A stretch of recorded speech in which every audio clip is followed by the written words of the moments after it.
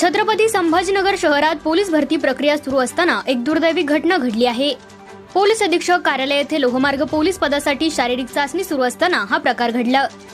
सांगली जिल्ह्यातील संग्राम शिंदे वय वर्ष 23 हा तरुण भरतीसाठी धावण्याची चाचणी देत होता। रनिंग सुरू असताना अचानक तो मैदानात कोसळला।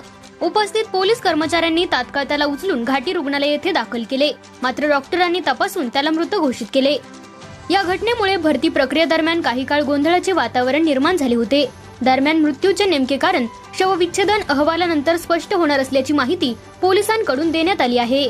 आमच्या मोराळी गावातील तरुण मुलगा संग्राम बलिराम शिंदे हा पोलीस भरतीसाठी गेला असता भरती प्रक्रियेमध्ये धावताना तो हृदयविकाराचा झटका आल्याने त्याचा दुर्दैवी अंत झालेला आहे आणि ही गावाच्या दृष्टीने अत्यंत दुर्दैवी अशी घटना असून त्या कुटुंबावर गावावर दुःखाचा डोंगर कोसळला आहे।